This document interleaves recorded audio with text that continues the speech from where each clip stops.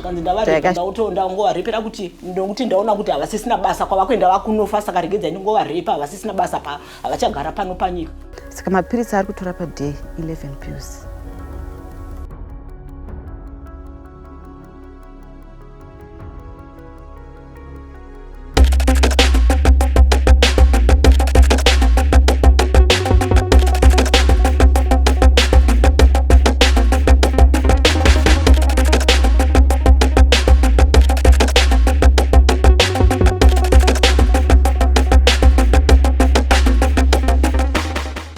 They are gothic beings with murder written all over them. Evil lurks in their eyes. Their glare reeks of death, and their stone-cold hearts thirst for human blood. The blood of innocent souls, children. Ritual killers are on the prowl in Zimbabwe, hunting the body parts of minors relentlessly. These angels of darkness believe the parts are actually charms that grow business and attract wealth. But is this true? Who are the masterminds behind it? And why is it being done? Diplomatic Passport is on the trail.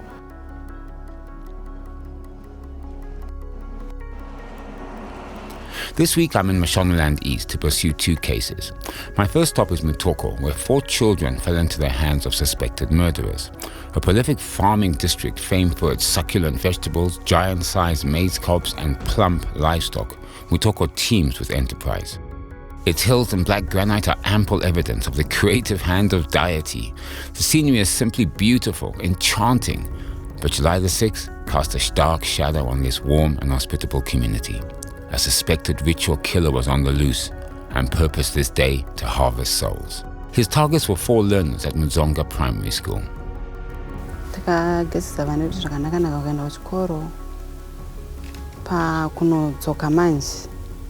Vane shamwari dzavo dzinovatora dzichibva kumhiruko. Vanouya vari 5 girls. Then pana pa 6 votorana vaenda kuchikoro. Vazosvika pazasapo votora kakamukomana ko kanotoramba. Kandoenda nevasikanawo because vanoita se vanokurumidza kufamba vanomuka vachikurumidza kuenda kuchikoro. Ndo vandoda kufamba navanoenda vasingamanyi. Now lessons at Muzonga begin at 8 a.m. As usual, Nicole, Letitia, Kim and Lenny set out from Danje village at daybreak. The day seemed normal, so did classes, but evil lurked in the surrounding thickets, biding its time and waiting for the right moment to pounce. 1 p.m, time to go home. Muzonga Primary School is 7 kilometers from Danje. The children are accustomed to the distance, despite it being quite a stretch.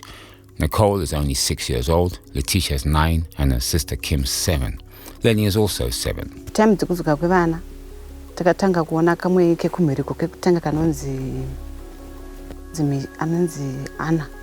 Ndofa adarika futi tatomubvunza kuti ko iye ari grade 5 ndi anononoka kudarika panapo. Ndibva tatomubvunza kuti ko vana vari kupi. Ndofa ati havasati vasvika tikati havasati. Akati andinombobvira ndaita se ndavaona muroti. 3 p.m.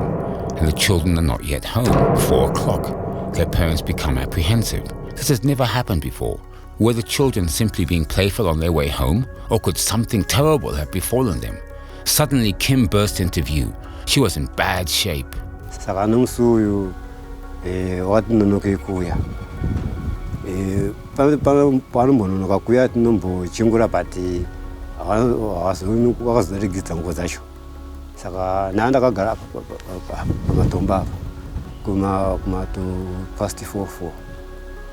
ndovona kangu kamwana kaanodzidza nako kanopfura nepana apa vachienda kumba kwawoko ndiyo nzira yavo. Kakauya kasina hembe, kakauya kasina juzi nebhutsu kasina kachimhanya. Hati kuuya kumhanya wasiya kubhutsu. Ndasiya kugomoko vana tatowa nomwe munhu takwizwa kugomoko. Ndo time dzandakazobuda mumba. Ndamubvunza kuti ko wasiya kupi? Akati zvasara kugomoko. Ndikati nani? Zvikanzi hamenu. Kachitongoita ngapinda rafu. Ndandati ndandapinda mandatirafoni yangu. Ndati hande kupi? Kugomo kwaita se. Ko kuti kwasara zvinhu. On their way to Nyagata Hills, Kim made a chilling revelation. Nicole, Letitia and Lenny were in the clutches of a ritual killer. Vadadarika pana vamwe varume vaigadzira mvura apo vanoita zvekurima. Ndobva vatoti iwe mwana uyu uri kuenda kupi? Ndikati ari kuti asiya zvinhu kugomo. Hameno munhu watara munhu atitorera zvinhu kugomoko. Ndobva vati kamwana kadarika nepona pakasina kufika kachimhanya. But atinaita se atina kufunga kuti ndizvo nyaya iripo. Mumwe wacho unofa kuti iwe pane nyaya yataurwa nevana vangu pawabva kuchikoro atanzi pane murume anga achitera mashure medu. Then nguva dzandakati mimi ndakuenda kugomo ikoko kupi kwataurwa nemwana. Then direction yatata akuenda yacho asi direction yekupi inobva nevana kuchikoro itoriwo gomo kutoti hakutofambwe nevana vechikoro hakutorina nzira yekuti vana vechikoro ngabve nekoko. Ndopatata kuzoenda nepapo ndopanda kuzonyatsa kuti hana yangu ndopa yakatanga kurova. Ndopandakazofonera baba ndikati baba chimiro chiri kuno kachina kunaka. Ndipo ndakasimuka panapa pandatora umwe baba mukomana wake ngwana yakapangwa naye vandamuudza vatotaura vanhu vatakwira gomo kuya.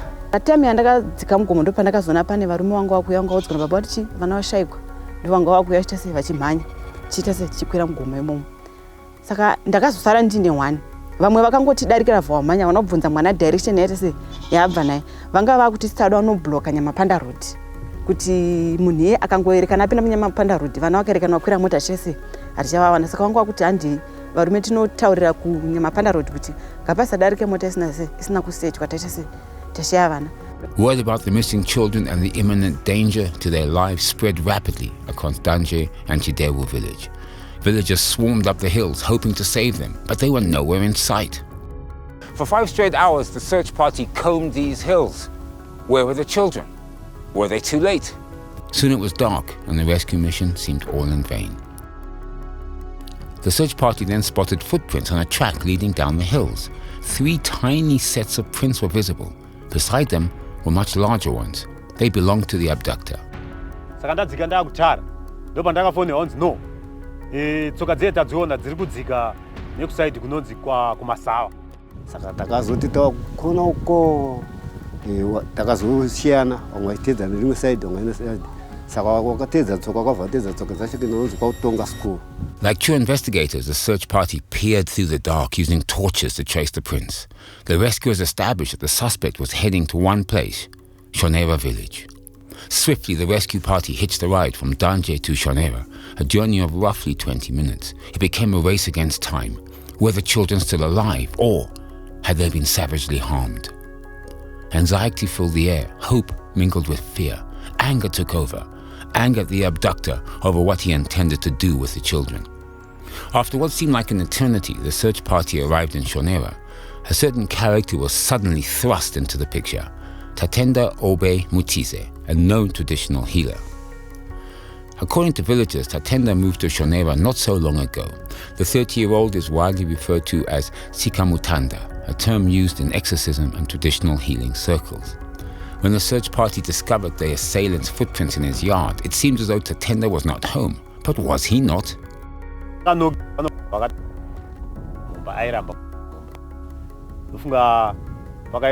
Almost 30 minutes. Vanhu vachinoka. Pa 15 minutes dzakanokwa. Dzikamutanda anga asikadairi. Anga mombaba ana ombobvera ada. Vanhu vakuronga zvokuti ngatichende tidzoke kuvasabu. Ndopa akaonekwa kuvhura keteni repahwini. Saka vanhu ndopa kuti mumba mutenechi nemunhu. Ndopa vakamubvunza kuti koimeme iwo atungonoka vanhu hausi kudaira. Chichi umboita sebuda tauri. Haana saka haana chaakataura kusvika polisi yasvika.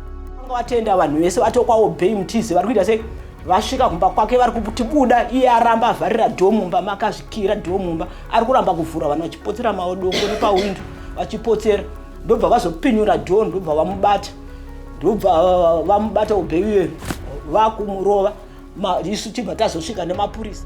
With Tatenda arrested, the big question remained: where were the children?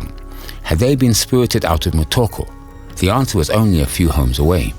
Uya wemukomana uye nyakutora vana mugomo atiza ndobva vatresa bhutsu yake futi kwayatiza nako ndobva vaiona iyo yakona bhutsu yemukomana uye ndobva yanoti pamba pake pana asekuru wake paanogara naye mukomana iye ndobva vagarana nasekuru wake pana asekuru wake bamukuru vedu vamwe ndobva vasvika ipapo ndobva vatera bhutsu ndobva vaiona iri kupinda mumba make maanorara ndobva vamuona akutochinja zvaanga akapfeka zvaabatisa vana anazvo nebhutsu dziya dzaanga dzichidhinda dzedze akuda kukumura manje kuti aende uko kuri kuitwa noizi uwo kuri kurohwa munhu wamutuma ndopa akabatiwa kanzi uri kuitei bhutsu yako yari kuisa pasi pemubhedha choni ndopavakaizviva bva kuti ndobhutsu yatiri kutiedza iyi. Akunyepa ndaida ndikutsvaga bhutsu kuti ndipfeke ndinoona kuti kuri kunzwa kwawanikwa vana vabva kwamudzonga zvafamba sei. Tatenda and Tapiwa Munetsi were whisked away to Mutoko police station. It appeared the search party's mission had been successful. The children were alive, saved from suspected ritual killers and deposited into the loving arms of their parents. But mirth fast turned into fury and pain as gory details of the afternoon emerged. Tapiwa had allegedly raped the 3 girls. Vana pavakabvunzwa nemapurisa ataungana kuseri ikoko, vana havana kukwanisa kutaura, vaibva vachema. Vana vaye vachichema, mapurisa anobva ati hapana zvatinombotora statement tiregedze kutora vana varare, then tozovavhura mangwana makuseni.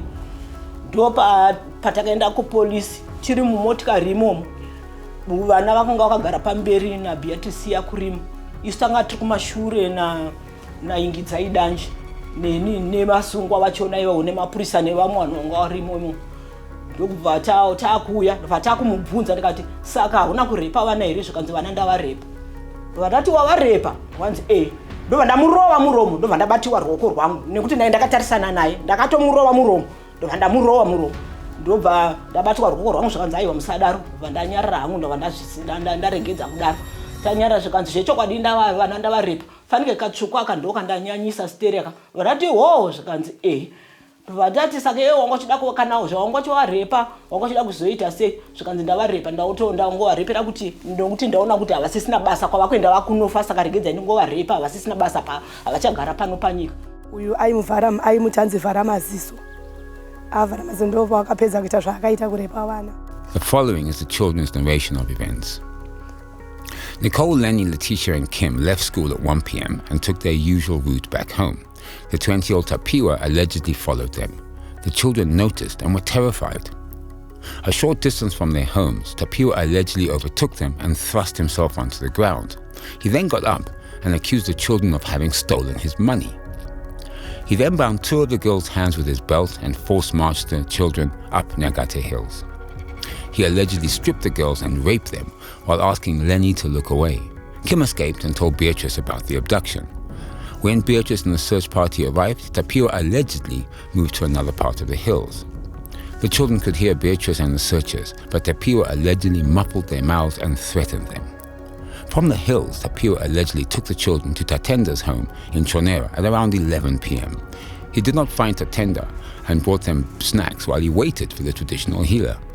He fled after searchers saw the children. The rescue mission tracked Tapiwa to his home.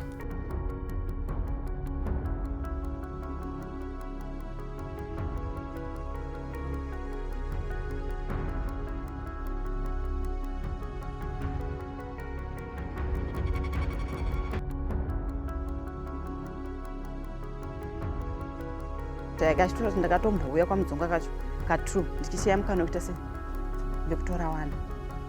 Mhosva yake yese ari kubvuma. Tapiwa is also believed to have called someone on his cell phone informing them of his successful outing to Mudzonga Primary School. Taura kwevana takuzovabvunza mangwana, vana vaitaura vachiti iye mukomana iyeyu akanga ane foni achidzika nevana kuenda nako kwatakanovawanira, achifonerana nevanhu vake kuti ndaona sheshe 2 nejongwe 1. Tatenda and Tapiwa spent 2 nights at Mutoko police station. They appeared in court on July the 8th. I visited Mutoko Magistrates Court to find out whether their motive for abduction was ritual killing. I came across more astonishing details in the court papers. Prosecutors believe that Tatenda approached Tapiwa, asking him to bring 3 children for ritual purposes. Tapiwa agreed and got $5 United States for the job. Tapiwa is facing 2 charges, kidnapping and rape. He is pleading guilty to the rape, but denies kidnapping. Tatenda is being charged with kidnapping. He says he has nothing to do with the entire matter. From the court papers, I learned that Tapiwa allegedly has, quote, a history of chasing after school children.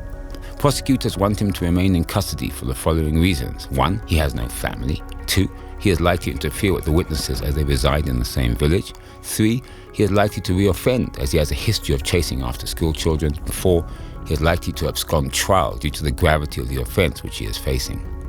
Tatenda and Tapiwa are now at Mutoko prison awaiting their bail hearing. Now, back in Danje, villagers alleged a mysterious Toyota Wish vehicle was parked in Shonera on the dreary night. They believe this is the vehicle that was supposed to transport Nicole, Lenny, Letitia, and Kim to their darkest hour.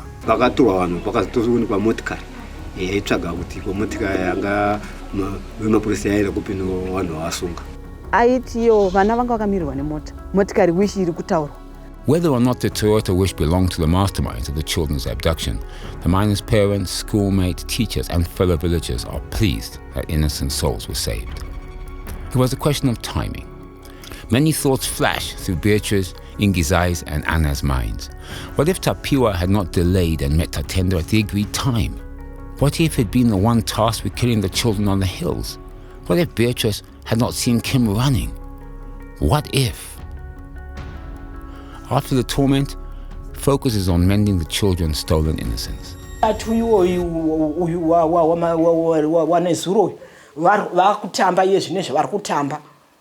Zvekutoti kana zvekuita zvavo vachidzidzisana zvechikoro vari kuita izvo zvavangwa nemabhuku avo vachiitana zvechikoro asi uri kuona kuti zviri kuenda zvichiita a bit change zvichichinja. Hospital tasvika kwaMutoko vakati tinoda kukurumidzira vana kuti vaenda kupi kuhospital.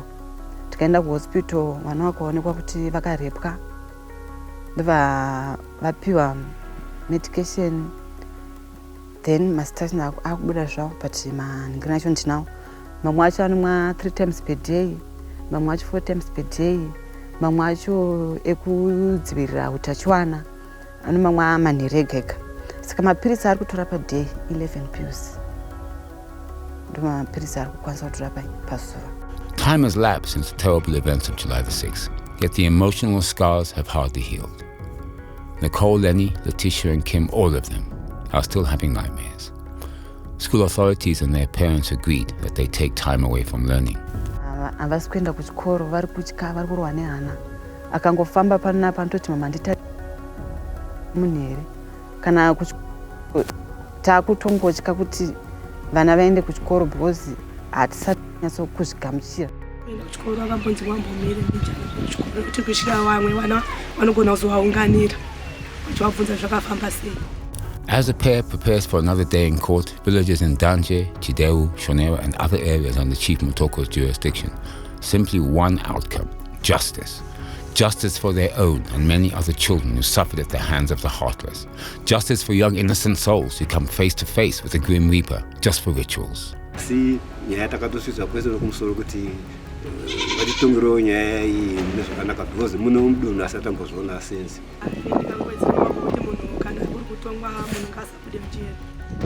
Nyaya yekuabhuswa kwevana kakushungurudzwa kwevana yatora process yakawanda, ndo nyaya dzinofana kukurumidzirwa kuitirwa, asi hazvisi kunyatsofamba chaizvo chaizvo kuti isusu zviri kutotibata vabereki kuti ko chii chiri kuitika.